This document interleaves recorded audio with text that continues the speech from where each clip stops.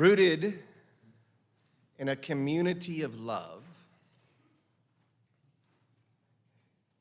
the mission of All Souls UU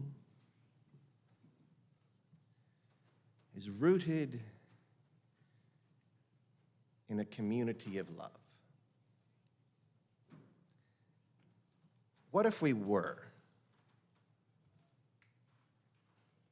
What if we were rooted in love? Are we? Am I? It's not a rhetorical question. It does not assume, actually, an affirmative or a negative, much as it might sound that way when a preacher says, "Are you rooted in love?" Oh, no. But it is a worthy wondering, and we might even use it as a sort of check with me prior to any words or actions we speak or take.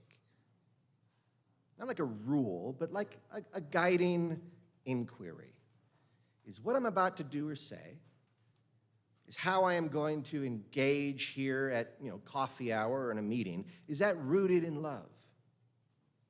I mean, it might well be, and in fact, having asked the question and witnessed all of you for over a year and a half now, I'd bet it is. I bet most of our interactions here are rooted in love, especially when we are not confusing love for perfect action. I think we actually are rooted in love, and raising that from assumption, this is the trick, raising that from assumption or utterance to observation is an amazing experience. And you're welcome to test the theory at coffee hour after church or throughout the service today. Being aware of the love underlying all the interactions you all are having with one another, being aware of that amplifies it. And that is amazing. And I invite you to play with that and be aware of it. And it is also true that, because it's bound to happen, sometimes you are not rooted in love. And then having checked with me, am I doing this rooted in love, might cause you to pause and maybe redirect yourself to find something to do or say that is rooted in love, real love. It might take a minute. It's normal. But from that point, you might move into real love rootedness, and that's going to feel amazing. So, also cool. And then if you find yourself once again, because you've recovered now from that one moment, and then you've gone through your days in life, and coffee hour, another one comes and goes, and you find yourself once again not rooted in love, because in a way that never stops happening. We never stop falling out of that, throughout our lives from time to time, unless you're a saint, and there's like 3 here, I think. So in that moment, you actually have a chance, right, to ponder what it might be that you are rooted in that moment. Is it anger? Is it loss? Is it need? And acknowledging each one of those emotions as the root or the soil in which you are rooted, once you acknowledge that and pursue it to its source, I believe it will be rewarded with its dissipation. And then one hopes those instances occur less and less over time until maybe they cease, and you find that you've rooted right back into love again. And each conversation or interaction with anyone you have here today is once again rooted in love. And you'll see it. I believe that you will see it at coffee hour or throughout the service today. When you look around and take a breath, it's really fun exercise to do. Just look around and appreciate each interaction that you see as being rooted in love. We are All Souls UU. I'm the Rev Ron Ferris. My pronouns are he, him. Good morning. So rooted in a community of love, the mission of All Souls Unitarian Universalist Church is to cultivate compassion, foster spiritual connection, and enact transformative justice to heal ourselves and the world. We give thanks to the grace that weaves our world. We give thanks to our ancestors and the ancestors of this land and all the beings who make and are made by this land. We bid welcome and thanks to all those co-creating this spiritual vessel, those present with us and within us, including the sensed and the unsensed, and all those who will come after us. May our time here be rooted in love and expressed in our shared values. May it yield something nourishing, beneficial, and connective. This is our collective intent. And we ask what grace is open to influence to hear our prayer as the hope of all here gathered. Amen. As we prepare for the offering, I'd like to draw your attention to the yellow cards in the pew backs in front of you. If you find yourself in a situation that could use some care from one of our pastoral ministries, please fill out the card and place it in the offering plate as it passes. As to the offering, we are pleased to be able to partner with organizations whose values dovetail with our own. This month, we are sharing the collection plate with The Place. The Place provides a safe 20-bed shelter for homeless youth between the ages of 15 and 20 years. The shelter operates 24/7 as the only licensed youth shelter in our city. They provide meals, clothing, health care, counseling, support relationships, and assistance with long-term housing placements. This month, the Launchpad, a 50-unit permanent apartment home, is opening to homeless youth between the ages of 18 and 24 years, providing safety, secure support, and social services. This month, All Souls will devote our plate sharing to support this effort. Our sponsor is the Economic Equity Team. If you want your donation that you make online or put in the basket, if you want that to go toward your pledge, you need to indicate that on a check or write it on an envelope or something. Otherwise, your donation will be shared with The Place. And we thank you for your generosity.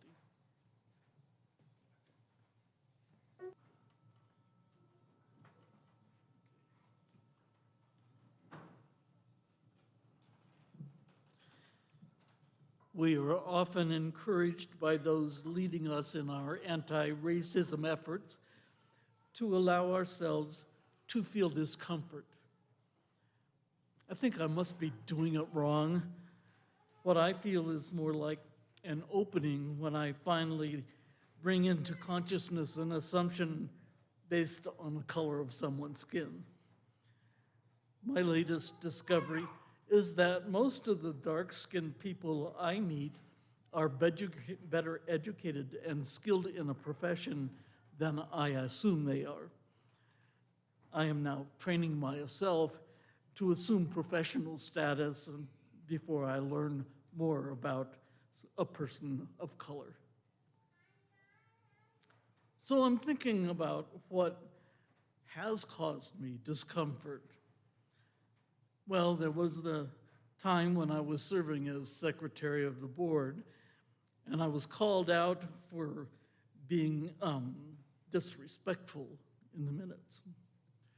That was uncomfortable. There was the time I was trying to procure a recording of Everything Possible, which is a gay-friendly ballad written by Fred Small that was very popular around Iliff at the time. And a very helpful young man in the gay bookstore was playing me the beginning of song after song on the CD player that was ensconced up on the shelves in the erotic art section of the store.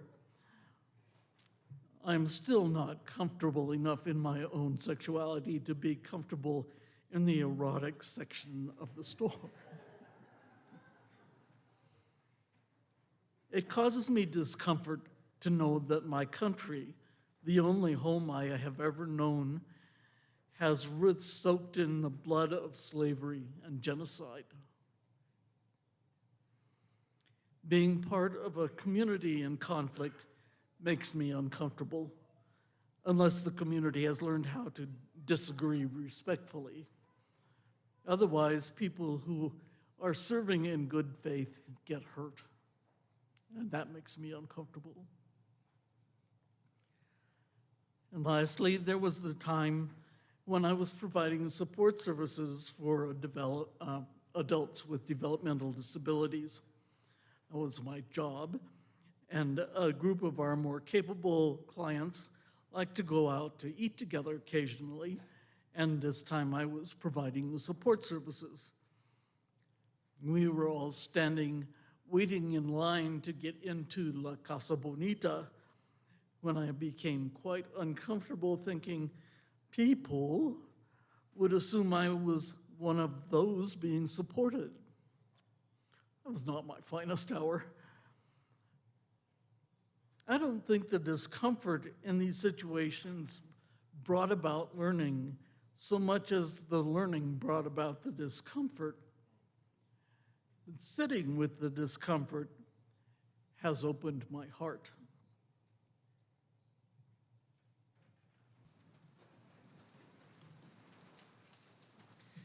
So the theme for the day, if you read your newsletter, was anti-racism as spiritual practice. Now, I don't know how many of you knew that coming in today, because I don't know how many of you read your newsletter and pay attention to what the title of the sermon or theme of the day is. And in fact, I kind of hope you don't pay attention to the title of the sermon or theme, although I do hope you read your newsletter, because I hope that you're coming every Sunday just because it's the thing to do.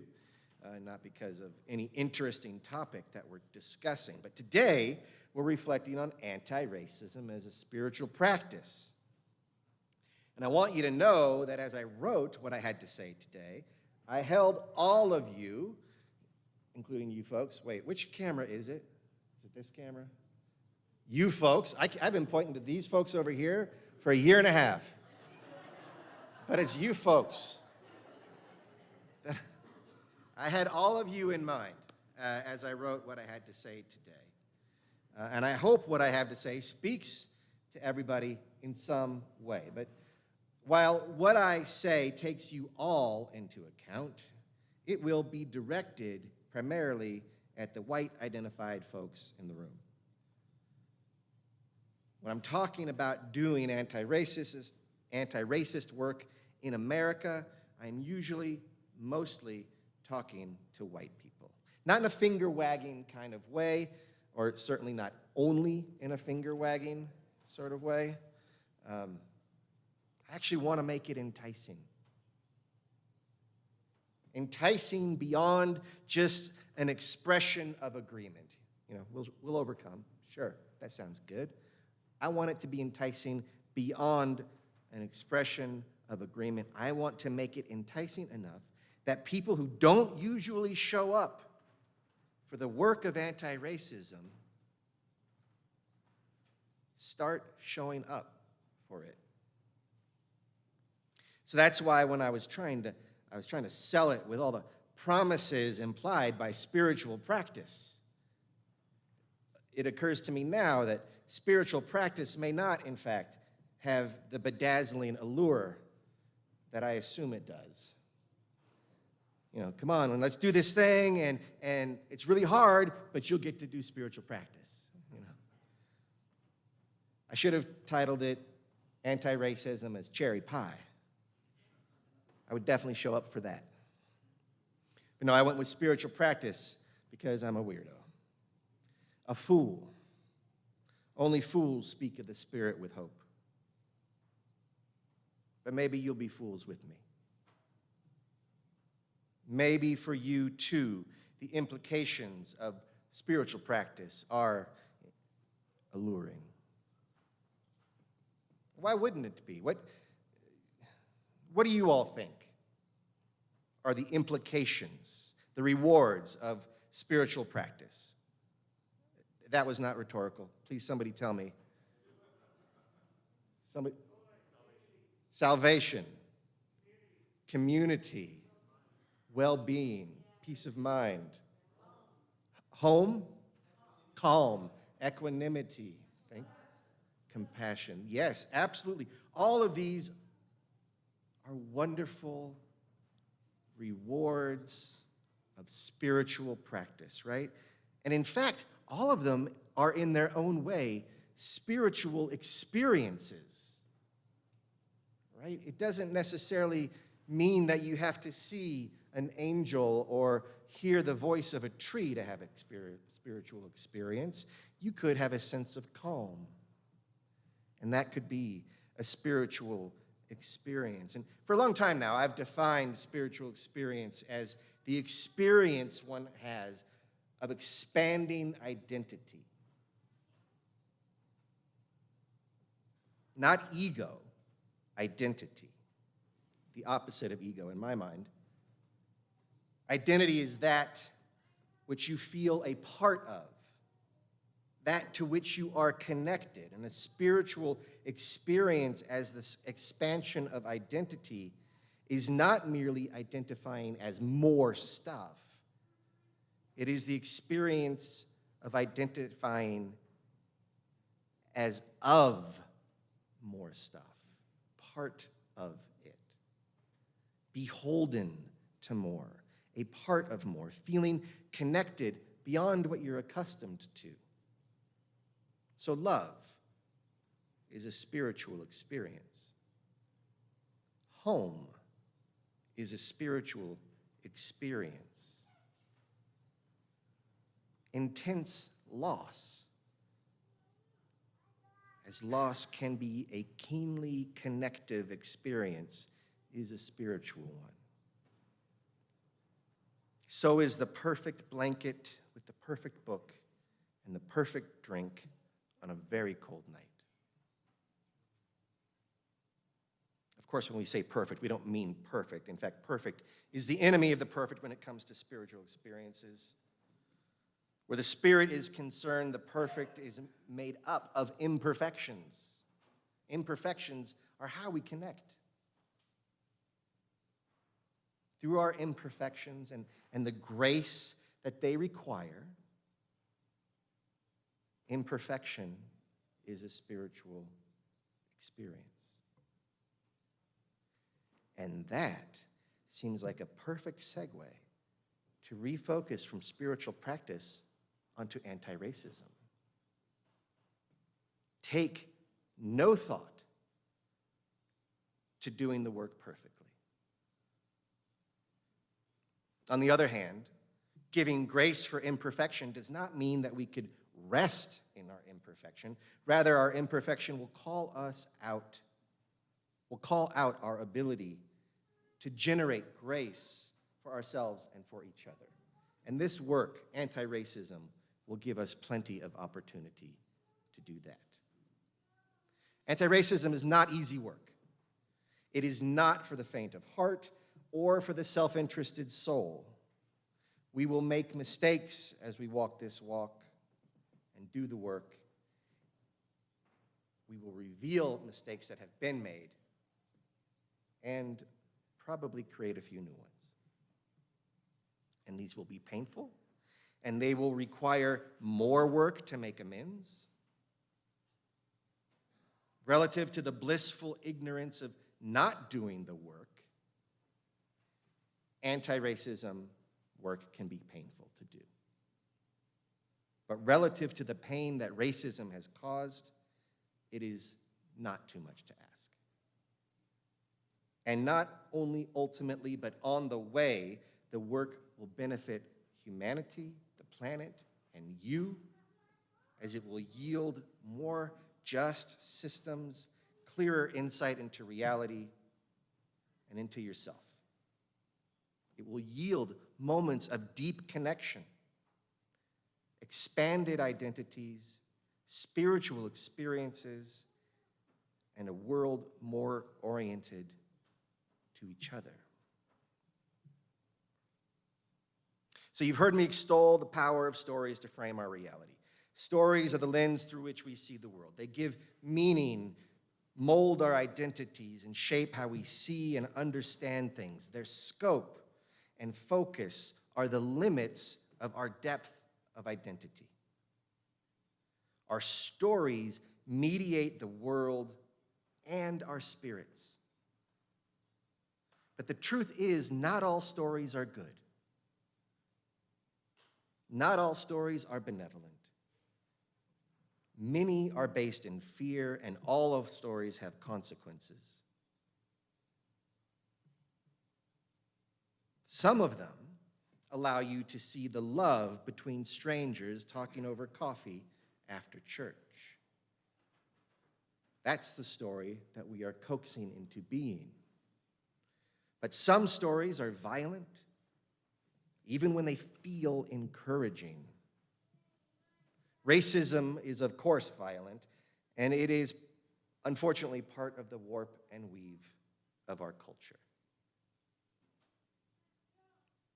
I suppose for a certain kind of vulnerable person, even the story of racism can feel like a spiritual experience.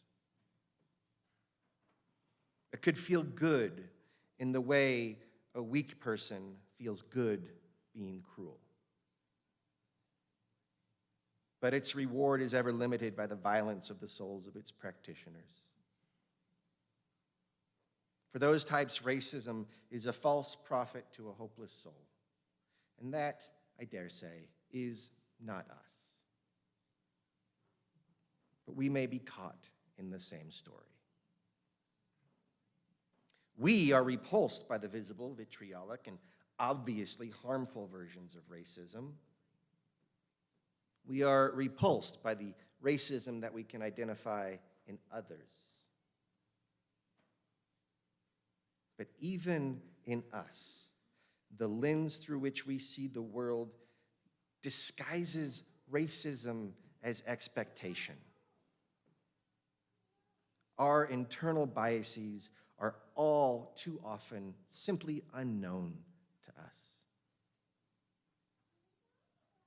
We may feel that we do not see the world through the lens of racism.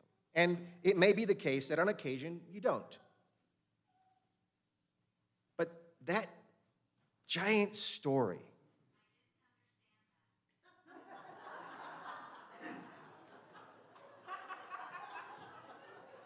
I said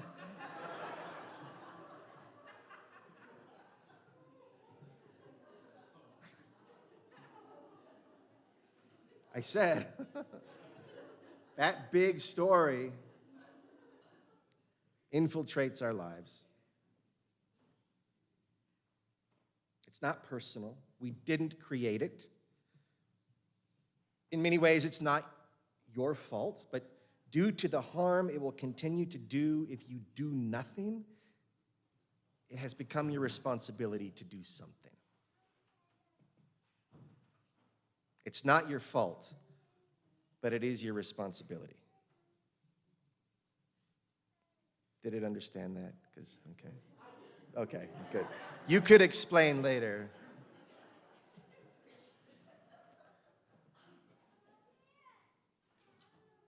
Because while in the case of racism, we may, in the realms of politics, privilege, status, and wealth, actually benefit from our ignorance, others suffer daily and deeply.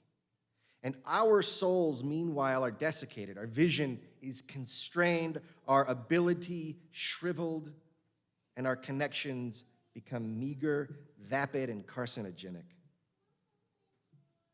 Or maybe it's true that racism doesn't produce such a spiritual crisis as much as it is the result of a pre-existing spiritual crisis. Maybe the affliction is actually prior to racism. James Baldwin has written that white people in this country, his quote, white people in this country will have quite enough to do in learning how to accept and love themselves and each other. And when they have achieved this, which will not be tomorrow and may well be never, the Negro problem will no longer exist, for it will no longer be needed. End quote. So we're back to the matters of spirit. The racist story embedded in our culture is wily, insidious, and pervasive. It can be in your face and outrageous, and it can be passingly subtle, but no less harmful. We are not immune to it. Let us not pretend that we are. It always hurts others, chronically and acutely, physically and spiritually, and it hurts us as well. It clouds our approach to our own soul, a soul whose distress may well be the root of racism itself. After all, disconnection yields disconnection. Anti-racism is the work of reversing all of that. It will be difficult to deconstruct a story that has supported your ego your whole life. But that's what this story has done. If we do this right, we'll be replacing ego with identity and ignorance with connection. We will rehydrate our souls, rehabilitate our systems, and desist from perpetuating harm. And we'll learn how to make amends for new harms. It's nothing less than our responsibility. And it is a big task. It is the work of a lifetime. You're not going to take an anti-racism course, over the course of 4 weeks and then you're good. It's not a merit badge. It's the work of a lifetime. And it's not the only work that needs to be done. What needs to be overcome is not only our discriminatory systems and the feedback loop of hate that they are a part of, but also our own inherent biases and the legacies of trauma upon which we too arrange our lives. It will be arduous, but it needs to be done, and you don't have to do it alone. In fact, don't do it alone. Now, I'm reminded of our bone story last week about how a goddess in the form of a goose brought about the Milky Way to show the migratory path for the birds. But that goose's soul, right before she launched into the air, was clouded and it was heartbroken. And it wasn't until the very birds she needed to shepherd lifted her into the sky that she was able to fulfill her responsibility. That story is, among other things, a story of mutual aid. And just so, we will lift each other so that we can do what needs to be done.